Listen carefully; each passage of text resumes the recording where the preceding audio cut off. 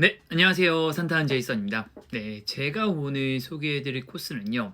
8만 대전경을 보관하고 있는 해인사를 볼 수 있는 가야산 토신골 코스를 소개해드리겠습니다. 네, 시작하기 전에 구독과 좋아요 부탁드리겠습니다.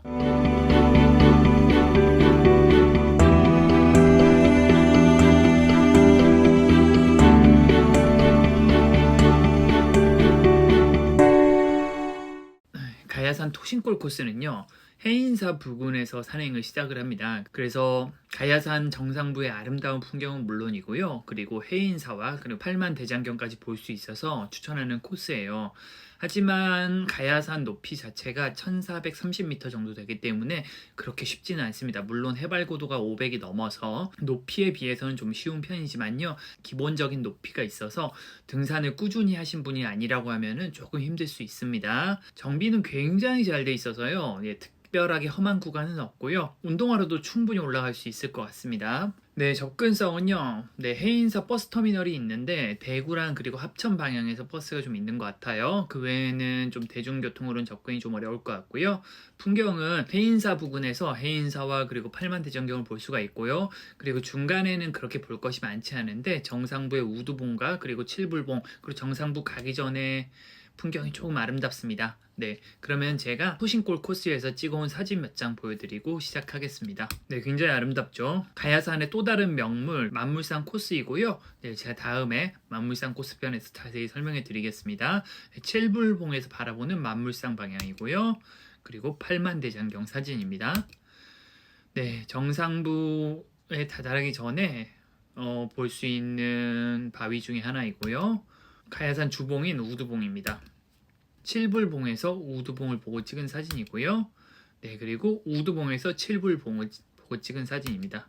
이것도 정상부 능선에서 찍은 사진이고요. 그리고 우두봉에서 다른 방향을 보고 찍은 사진이고 해인사에서 팔만대장경을 보관하고 있는 장경판고로 가는 길에 있는 분이고요. 네, 이건 정상부에서 다른 방향을 보고 찍은 사진입니다. 우두봉 혹은 상황봉 정상석입니다. 네, 그리고 이건 정상부에 있는 또 다른 바위 중에 하나이고요. 네, 해인사 일주문을 바라보고 찍은 사진이고요. 해인사 대적광전입니다. 네, 우선 가는 길을 좀 설명을 해드리면요. 들머리로 잡으실 경우에는 지도 어플에서 해인사 성보박물관 주차장을 검색을 하시면 됩니다. 성보박물관이 여기 있고요. 성보박물관이 만약 다 차면은 여기 한 600-700m 옆에 치인 주차장이라고 있습니다. 거기가 조금 더 넓으니까 그쪽으로 주차를 하셔도 되고요. 그리고 만약 일행 중에 노약자 그리고 영유아 그리고 장애인이 있을 경우에는 해인사 일주문까지도 갈 수 있다고 하니까 참고하시면 좋을 것 같고요. 네, 그리고 입장료는 현재 인당 3,000원을 받고 있고요. 주차료 같은 경우에는 소형차의 경우 4,000원을 받고 있습니다. 성보박물관에서 해인사를 거쳐서 이렇게 상황봉 그리고 칠불봉까지 가는 게 좋을 것 같은데 여기는 외길이어서 길 찾기는 어렵지가 않고요. 보통은 이렇게 만물상 코스로 올라서 이렇게 해인사로 내려오는 경우가 많습니다. 안내산악회를 통해서 가면은 보통 이렇게 만물상으로 올라서 이렇게 해인사로 많이 내려오고요. 혹은 여기 영산교에서부터 여기 소리길 탐방지원센터가 한 4km 정도가 송육천 계곡을 따라서 소리길이라는 걸 좀 조성을 해놨습니다. 단풍이 좀 예쁘기로 유명해요. 그래서 여기를 좀 다녀오려고 했는데 제가 봤을 때 안타깝게 단풍이 다 져갖고 갔다 오는 게 의미가 없을 것 같아서 전 다녀오진 않았는데 초입에 보니까 계곡이 꽤나 아름답습니다. 그래서 이쪽도 같이 연계해서 다녀오면 꽤 괜찮을 것 같아요. 난이도는요. 네, 일단 산행 거리는 해인사 기준으로는 편도 한 4km 정도밖에 안 되는데 주차장에서 해인사까지가 한 1km가 넘기 때문에 왕복 한 11km 정도 되고요. 한 5시간에서 6시간 정도 걸릴 것 같습니다. 해인사 원점 회계 기준이고요. 그리고 최고 고도는 1430m 정도 되는데 한 시작 고도가 600 가까이 되기 때문에 상승 고도가 한 800m 정도 됩니다. 전체적으로 무난하고요. 평균 경사도가 19%로 사실 그렇게 가파르거나 하진 않습니다. 근데 그래프를 슬쩍 보시면 아시겠지만은 좀 갈수록 약간 가팔라지는 경향이 좀 있습니다. 근데 전체적으로 코스는 무난하고요. 다만 해인사를 지나고 정상부 능선에 오를 때까지 풍경이 많이 없고요. 이 부근은 조리대밖에 없습니다. 정말 또 좀 뒤에 자세히 보시겠지만은 정말 조리대 지옥이라고 해도 과언이 아니에요. 사진을 한 장씩 보면서 설명을 해드리겠습니다. 여기가 해인사 성보박물관이고요. 해인사 성보박물관 주차장에 세우시면은 옆에 이렇게 상황봉 해인사라는 이정표가 많이 있을 겁니다. 이 이정표를 따라가시면 됩니다. 네, 중간에 이렇게 다리를 건너고요. 다리를 건너면은 계곡이 보이는데 이 부근 계곡이 가장 볼만합니다. 물론 이 밑에 소리길에 홍류천 계곡이 조금 더 볼만하고요. 네, 요즘 물이 그렇게 비가 많이 안 오는 시즌인데도 꽤 물이 볼만하더라고요. 위로 올라가면 크게 볼 것은 없는데 이 부근은 꽤나 계곡이 볼만했습니다. 자연 탐방로를 따라서 올라가면 되고요. 일행 중에 노약자나 그리고 영유아 그리고 장애인이 있을 경우는 일주문까지 갈 수 있다고 해요. 자연 관찰로를 따라서 오르면 되고요.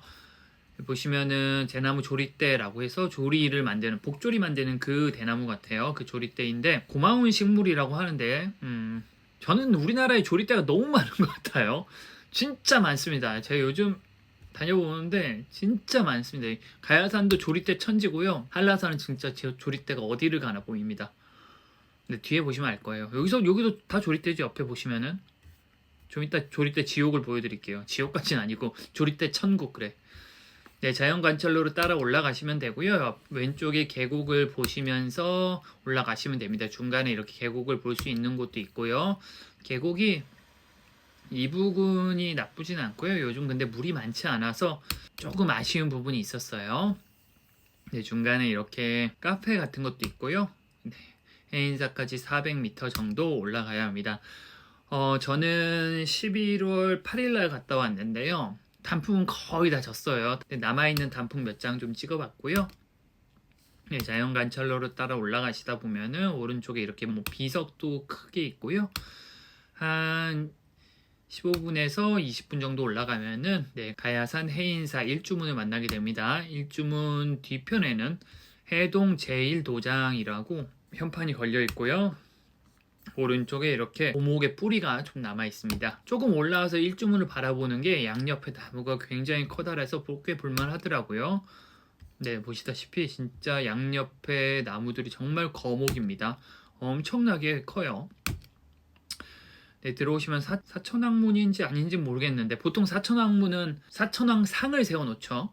근데 여기는 그림이 있고 사실 여기 이 문인데 이건 사천왕 해인 모르겠네. 사천왕문도 아니고 사천왕인지도 사실 잘 모르겠네요. 네, 보통 저희가 많이 가는 절과는 조금 다른 것 같더라고요. 해인사가 쭉 올라가시면은 구광루를 거쳐서 네, 계속 올라가시면 되고요. 절의 규모가 꽤 큽니다. 전각이 수십 채입니다. 네, 곧 대적광전을 보실 수가 있습니다. 그 앞에 이렇게 탑도 있고요. 탑의 풍경이 소리가 꽤 좋더라고요.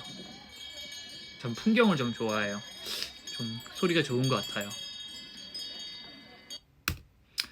여기는 대적광전이라고 해갖고 좀 읽어보니까 여기는 화엄경 중심사찰이어갖고 석가모니를 모시는 대웅전이었고 그래서 대적광전이라고 해요. 그리고 저 잘 모르겠는데 하여튼 그래서 대웅광전이 아니라 대적광전이라고 한다고 해요. 근데 하여튼 그렇다고 합니다. 이렇게 대적광전 뒤로 돌아가시면은 올라가는 길이 있고요. 팔만대장경이라는 문을 통과를 하시면은 이렇게 장경판고를 보실 수가 있습니다. 팔만대장경을 보관하고 있는 건물이고요. 이 틈새 사이로 보시면은 이렇게 팔만대장경을 보실 수가 있습니다. 영상으로 좀 보여드리면은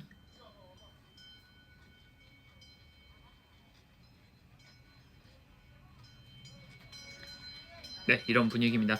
제가 행사를 두 번째 갔었는데 옛날에는 이렇게 가까이 못 보게 했었어요. 이 틈 사이로 가까이 가지를 못해서 아예 못 봤었는데 그래도 요즘은 살짝 들어가서 이렇게 들여다볼 수 있게 해놨더라고요. 몇 년 전에 갔을 땐 그렇지 않았고 그리고 더 몇 년 전에는 장경판고 안으로 들어갈 수 있었다고 하더라고요.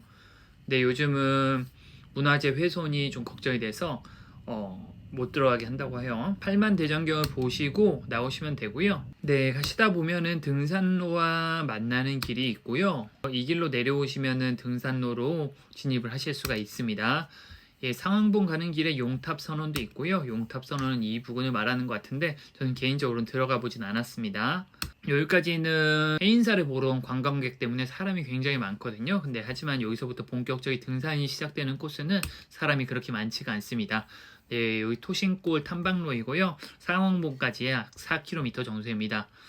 해발이 600이 조금 넘고요. 그리고 정상은 1400이 좀 넘기 때문에 한 800m 정도를 4km 만에 올라가야 합니다. 왼쪽에는 이렇게 사찰이 조금 보이고요. 등산 시작하면은 초반에는 계곡을 끼고서 산행을 시작하게 됩니다. 다시 한번 조리대가 반겨주고요. 이 조리대는 거의 정상부에 갈 때까지 계속 보여줍니다. 계곡을 보여주는데 제가 봤을 때는 물이 많지 않던 시기라 사실 그렇게 볼만하지는 않았어요. 오히려 하부의 소리길을 제가 잠시 갔다 왔는데 그쪽은 물도 많고 계곡이 되게 예쁘더라고요. 정말 홍유천 계곡은 꽤나 볼만했습니다. 저는 아마 내년쯤에는 거기 단풍을 보러 가지 않을까 싶어요. 단풍이 꽤 예쁘더라고요. 다 져서 그렇지 단풍나무가 굉장히 많고 네, 쭉쭉 올라가야 되고요. 올라가는 길은 이렇게 조리대밖에 볼 것이 없는 길이라고 생각해도 과언이 아닙니다. 경사가 그렇게 가파르지도 않고요. 그냥 일반적인 무난한 길이고 계곡은 조금 올라갈수록 좁아지고 수량도 좀 더 적어집니다. 네, 제가 해인사에서 1.4km 올 동안 사진을 10장도 안 보여드렸죠. 그만큼 찍을 것도 없고 볼 거는 조리대밖에 없다라고 생각을 해도 과언이 아닙니다. 계곡도 이렇게 요즘 물이 없는 시기라 조금 졸졸졸졸 흐르고요. 조리대 사방을 둘러봐도 보이는 건 조리대뿐. 예, 2km로 왔는데 보여드린 건 조리대밖에 없습니다. 조리대 지옥까지는 아니고 조리대 천국이라고 해도 과언이 아닙니다. 해발 1000m까지도 조리대가 점령을 하고 있고요. 대단하죠. 정말 조리대는 대단한 것 같아요. 번식력이 강한가? 모르겠네요. 네, 중간에 이렇게 조금 가팔라지는 구간도 있는데 대부분의 코스가 무난합니다. 네, 경사 20도 정도를 무난하게 쭉 오르게 되고요. 네, 가파른 계단도 있지만 그렇게 길게 이어지지가 않습니다. 예, 상봉을 한 600m 남겨둔 지점부터는 네, 여기 석조 열의 입상이 있다고 하는데 저는 들러보진 않았습니다. 요 지점부터는 조금 조망이 트이기 시작합니다. 가시다 보면 왼쪽에 이렇게 바위가 넓은 바위가 있는데 올라가 보시면은 저 멀리 해인사를 볼 수 있고요. 네, 그리고 앞에 능선을 조망할 수 있습니다. 영상으로 좀 보여드리면은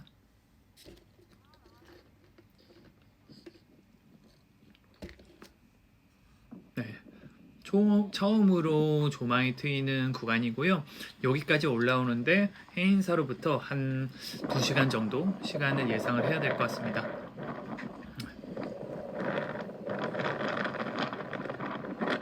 네, 여기서부터는 그 비교적 풍경이 괜찮고요. 그리고 가야산이 기본적으로 굉장히 압능이 심합니다. 우두봉에서 상황봉까지의 구간도 거의 압능이고요. 특히나 만물산 같은 경우도 굉장히 압능이 많은데요.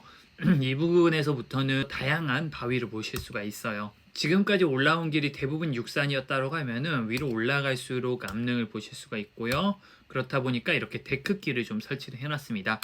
데크길이 나오면은 이제 등산 막바지에 접어들었다고 생각을 해도 과언이 아닐 거예요.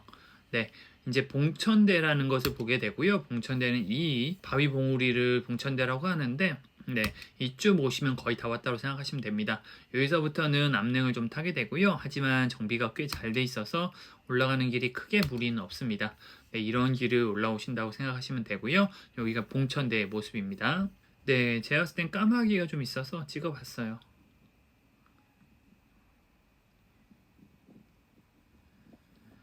그러면은 곧 상황봉 100m 남겨둔 삼거리를 만나게 되고요. 해인사에서 올라와서 상황봉에 가고 있는 거죠, 저희는. 네, 상황봉까지 올라간 100m는 마지막 고비입니다. 꽤 가파른 경사를 한 5분 정도 올라야 합니다. 보시다시피 그렇게 쉽지가 않아요.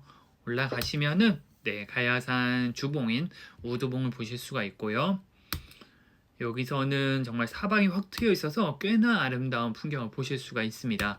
옆에 남산 제1봉도 보실 수가 있고요. 그리고 저희가 걸어온 길이고요. 이쪽 방향은 칠불봉 방향입니다. 이게 칠불봉입니다. 이쪽으로 한 10분만 걸어가시면 칠불봉을 볼 수 있어서 저는 우두봉을 들리셨다면 칠불봉도 보고 가시는 게 좋을 것 같습니다. 네, 참고로 가야산 주봉은 보통 우두봉의 다른 이름이 상왕봉이기도 한데 우두봉이라고 하고요. 하지만 최고봉은 칠불봉입니다. 여기가 33m, 우두봉이 한 1430m 이렇습니다. 네, 이쪽에도 굉장히 사방이 뚫려서 풍경이 아름다워요. 그리고 저는 주말 일요일날 갔는데 줄이 꽤 길더라고요. 예, 영상을 좀 보여드리면은 네, 조금 긴데 한번 보시죠.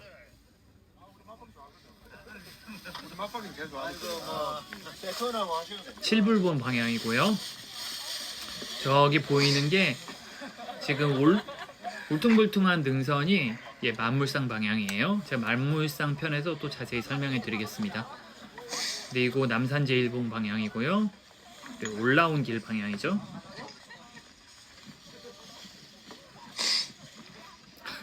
코를 왜 이렇게 훌쩍이지? 네, 정상석입니다. 줄이 꽤 길었어요. 저는 뭐 인증을 잘 안 하니까, 인증샷을 잘 안 남기니까 상관없었는데 꽤 오래 기다려야 될 것 같더라고요.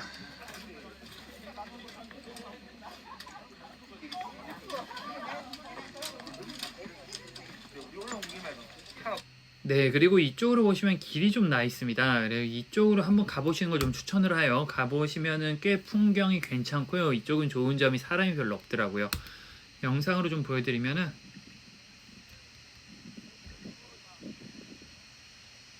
산에서 빼피시면 어떡해요. 영상 진짜 풍경이 아름답고 사람이 별로 없는 곳을 찾아내서 되게 기분이 좋았거든요. 근데 담배 냄새가 확 올라오는 거예요. 짜증이 나고 근데 영상 찍는 것도 잊어먹고 뭐라 그랬어요. 산에서 담배 피우지 맙시다. 요즘 같은 시기는 특히나 위험합니다. 요즘 곧 이제 산방 기간이죠. 한 일주일만 있으면 산불 방지 기간이어서 산에도 못 들어가는데 그만큼 잎이 바싹 말라 있는 시기인데 담배 피는 거는 굉장히 위험한 것 같습니다. 저 엔간하면 잘 안 그러려고 그러는데 화가 너무 나더라고요. 그래서 그냥 확 와버렸어요.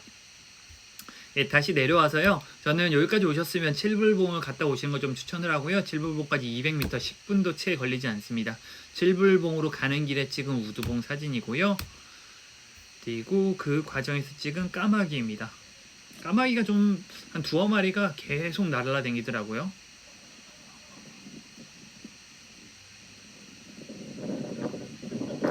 네, 여기가 우두봉이죠. 이렇게 온 겁니다. 지금.